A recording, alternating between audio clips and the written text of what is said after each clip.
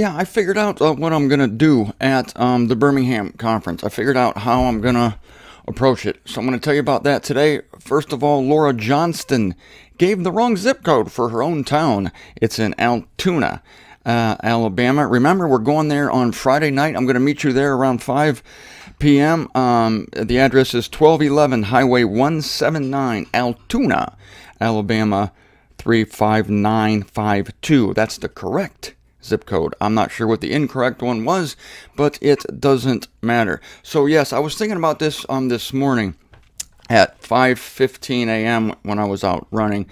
My hair looked better before I ran, but it's humid and it went, see, so it really looked better than this, but I'm just going to let it go where it will today. This is what I'm going to do at the conference. This might be come to be known as the Jameson conference. I decided this on my run. I'm going to have a bottle of Jameson Irish whiskey at my side, and I'm going to give myself 5 talks. I think that this is my plan. I'm not an equal opportunity employer. I'm not sure yet how many talks I'm going to give the other speakers. I'm in charge of the conference, by the way. I'm the Lord of the conference, the L. And so this is what I'm going to do. I am going to channel the Apostle Paul. Now, I know many of you, not many of you, but there's 1 or 2 people I know we're going to think the wrong thing about that. It's like Zender thinks the Apostle Paul is alive and that he's going to speak through him. No, it's a figure of speech. It's a figure of speech, simply a figure of speech. But I'm willing to be misunderstood. In fact, have at it. What I'm going to do is I'm going to do 5 books, 5 letters of Paul. I'm going to do it as Paul. And I'm not going to prepare. I'm going to riff. I am going to improvise. In order to do this, I am going to take a shot of Jameson whiskey right before the talk, right in front of everyone from the podium. I'm going to pour a little shot of Jameson, and I'm going to take it, and it's going to maybe encourage me a little bit. You know, Paul said the Lord stood by him, right, in Rome. He said, all have forsaken me, but the Lord stood by me. Now, it could be that as he said that, he had a bottle of some kind of distilled Roman grain there that they shared with him. It's all relative. I mean, God sustains us, absolutely, right? I'm sustained by God every minute. Wait a minute, but I saw you eating a sandwich. You're sustained by the sandwich. No, I'm sustained by God. Well, of course, God sustains you through the sandwich. So the Lord stood by Paul. The Lord encouraged Paul, and it might have happened by a nip of the Roman whiskey every once in a while. The key to this is to use it and not have it use you. You must be master of it, you see, and I am master of the Jameson. So this is what I'm going to do. And this will either draw more people to the conference, people who are on the fence about coming. Now they're thinking, I definitely want to see what's going to happen here. Or they're just going to push people away. But for every person pushed away, how can Martin Zender drink alcohol and channel the Apostle Paul from the podium in front of everybody, having not been prepared? Well, no, listen, I've prepared for this for 38 years. I'm 38 years preparing for this conference. I'm going to take the sacred scriptures in front of me, concordantly translated. I'm going to pour a shot of Jameson. I'm going to take that shot. I'm not a shot guy. I'm a sipper, but I'm going to take the shot. And I'm going to do, for my first talk, for my first trick, I'm going to do the entire book of Romans in 35 minutes. Because I think that's the allotted time I'm going to give all the speakers, including myself. 35 minutes. 35 minutes to do the entire book of Romans as Paul. In other words, I'm not going to talk to you as Martin Zender. I'm going to be Paul, an apostle of Christ Jesus, a slave of Christ Jesus, to the saints in Rome. And I'm just going to go through the scriptures. I'm going to get through the entire book in 35 minutes. That's my plan. If I need an extra shot of the Jameson during this talk, I will have it right there, and I'll do it. I'll just do it.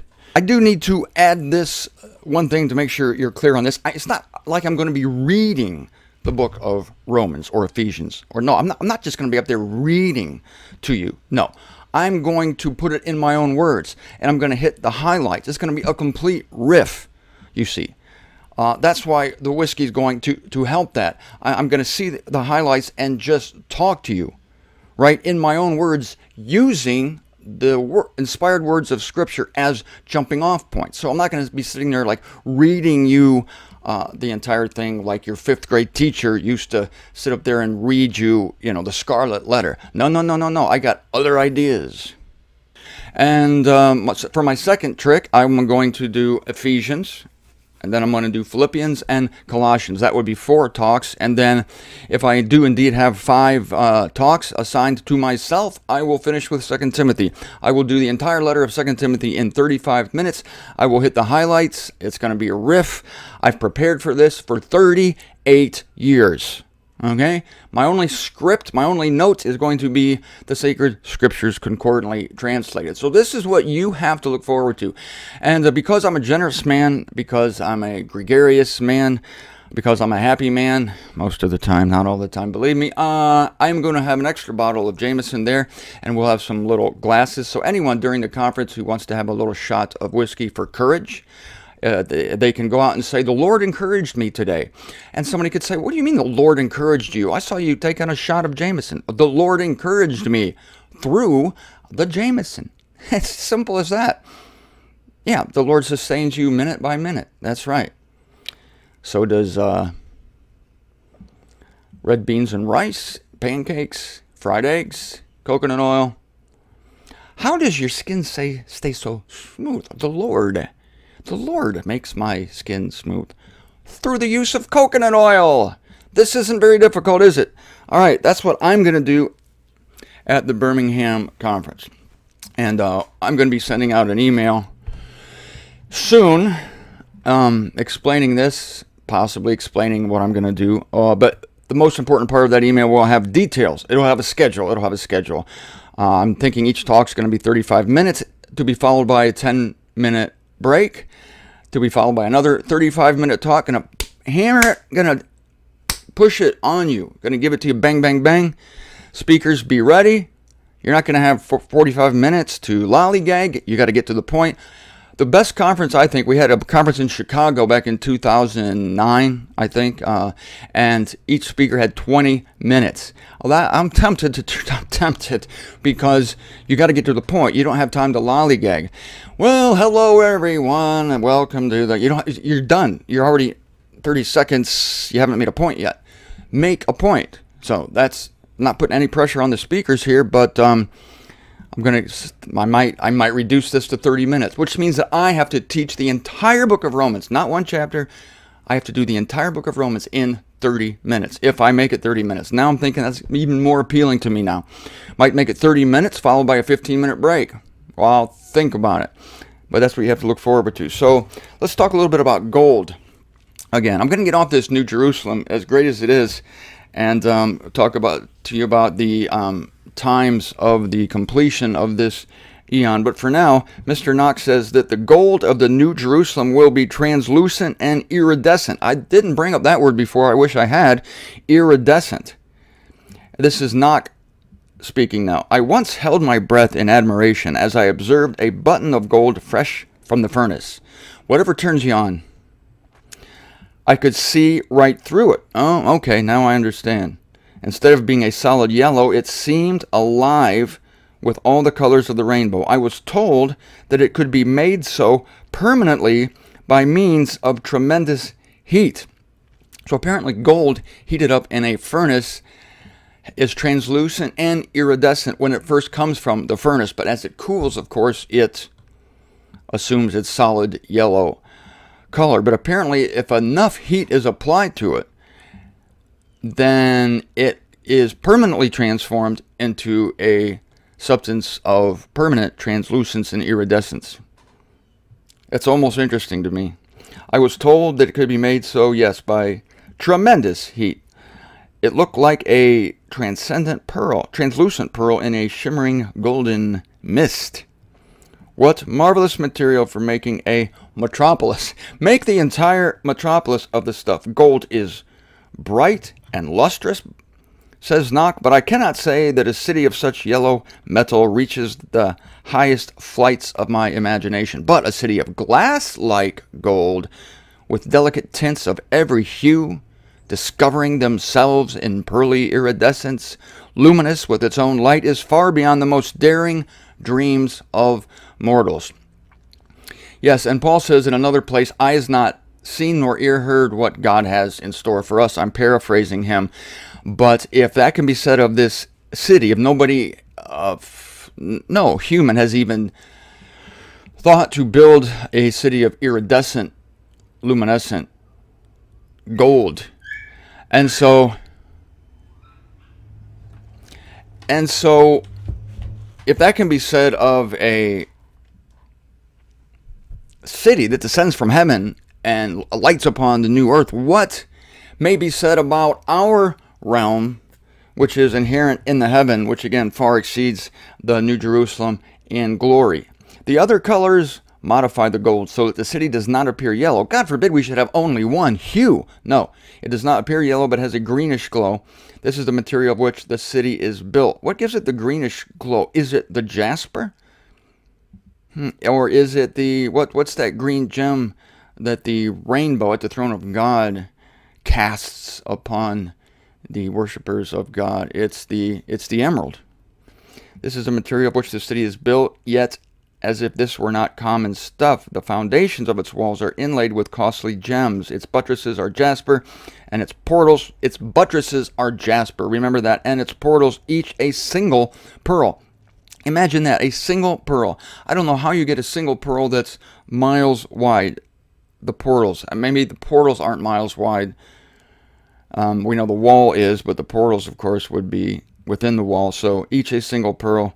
What bride was ever jeweled with such gems? Using jeweled as a verb here, which excites my imagination.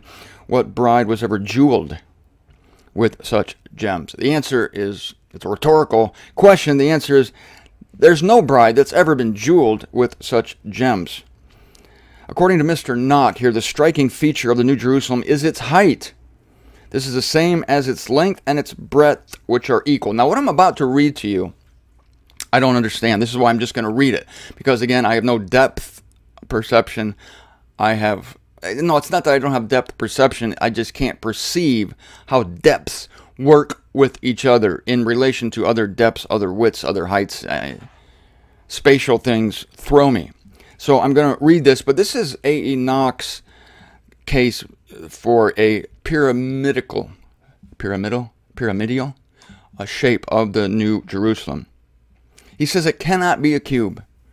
And for those of you who are interested in these things, I'm reading this. I am not interested in it, but I'm reading it for the sake of those who are. Tomorrow, on Monday, I'll get into things that are more of an interest to me, but I feel I owe this to you. He says it cannot be a cube.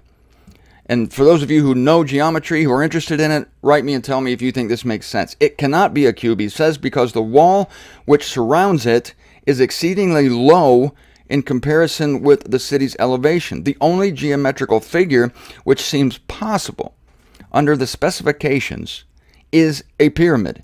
Its height may be equal to one side, and yet it may be surrounded by a low wall. The reference here is Unveiling 21, verses 16 and 17. No other shape seems to satisfy the description. This greatly enhances its grandeur and beauty. Well, yes, that's the case if you dig pyramids. If you don't like pyramids, then you're going to be disappointed. It's like, oh, it's a pyramid? I was hoping for a square, for a cube. I'm a cubist. I like cubes, and I hope it's a cube. But if it's a pyramid, then it's the best thing, because that's what God wanted it to be. It will be, let's see, no other shape seems to satisfy the description. This greatly enhances its grandeur and beauty. It will be like that city set on a hill which cannot be hid. Yeah, but that could happen with a cube-shaped city too. We may be sure that it is not intended to be concealed, but to impress all creation with God's love for his earthly people, Israel. That's the thing. This city, remember, it's still made for Israel. It's not intended to be concealed. Now, this is great. I'm going to end with this, because right now, most of God's greatness is intended to be concealed. I mean, the specific greatness of God. You see the general greatness of God in the sun and the moon and the stars and the plants and the lizards and the bugs and the birds and the bees, we know that God is great. But as far as his wisdom, the wisdom of the eons, the wisdom of the love of God, it's been concealed constantly. Jesus Christ, I reminded someone just the other day, was concealed. His glory was concealed so that it took spiritual lightning bolt for you to grasp that this was the Messiah. And of course, when he's hanging on the cross, who can see the glory of God there? And so he is literally concealed now. We haven't seen him in 2,000 years. Christ and your life is hid together with Christ in God, according to Colossians 3:1. So not only is Christ concealed, literally concealed in the heavens, but your life is concealed with Christ in God. Not the life you live as you walk among your fellow mortals, your fellow citizens of the earth, but your spiritual life. But I hope that this is not too much hid, because as Jesus said to the Israelites, let your light shine. This is a dark world, so let your light shine among men. Don't hide yourself like under a bushel basket. Don't be shy. Let your light shine. Do good things by the inspiration of the example of God doing good things for you. Paul says, as God has been gracious to us, let us be gracious toward one another. But generally speaking, all this glory is hid. But there's coming a day when finally it's not going to be hid anymore. And instead of Joseph and Mary going to Bethlehem in the middle of the night, finding no room at the Motel 6, having to go through the dark alleys of Bethlehem at midnight to find a barn where Mary could travail in peace. She could, put her clothing in her mouth and gut through the labor pains. Those days are going to be gone. There's going to be a grand display of God's glory now, and it's going to be it's not enough to say it's going to be in contrast to the present humiliation, to the present hiding, the present concealing glory. I've often said that God works hard to conceal the glory. He works hard to keep it down. It's so easy for it to burst forth, all this glory. But no, God keeps it down purposely, works hard. And people say, how is God going to bring this great city down from heaven and it's going to shoot up into the exosphere? How is he going to do it? And I'm saying that's not the question. The question is, how does he keep it from happening? People say, how's he going to change my mortal body? That's not the question. The question is, how in the world does he restrain himself to keep your mortal body humbled and capped? I mean, the glory of God is ready to burst, it seems, and yet it's like he has this pressure cooker thing on top of it, and he seals it, and this thing's like shaking. Do you remember that Welch's grape jelly commercial back in the day where some genius figured out to boil the grapes, and he said all the aroma of the grapes escapes the pot. So this guy figured out a way to boil the grapes so that the aroma went through this glass tube and back into the pot, but the pot's shaking, and the result was it produced the most tasty grape jelly that earned the label Welch's grape jelly. It's just like that, folks. Just like that. God is so flavorful and so magnificently purple and so tasty, but he keeps it, he just gives you a little taster spoon, and it's watered down. Everything is watered down. Everything you have, everything you sense of God, every revelation you have even, is watered down. Because for one thing, in these bodies, we could not contain the glory that's going to be ours. That's the reason. This is my theory. I'll share this with you. I've rarely said this. My theory was the reason our bodies need change. It's not just so you can have a new body. It's practical. Everything God does, according to me, is practical. And the practical simple truth is that your body, as presently constituted, cannot contain the glory that is about to be revealed. And so because of the glory coming in, which would just blow up these mortal bodies. I mean, look at Saul on the road to Damascus. The glory of God shone with a bright lighter than the sun. And what happened? He cowered under it. He just he fell to the ground and he said, Lord, Lord. And it was too much for him. It blinded him. His eyes couldn't handle it. It's like you're blind. You can't see it anymore because you can't stand it. And so the glory about to be revealed is so transcendent that our bodies have to be changed to accommodate it. That's why.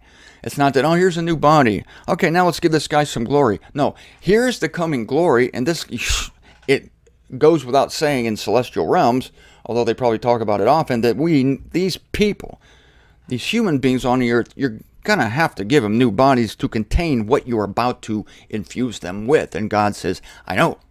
I've already thought about that. I inspired my apostle Paul to write about it.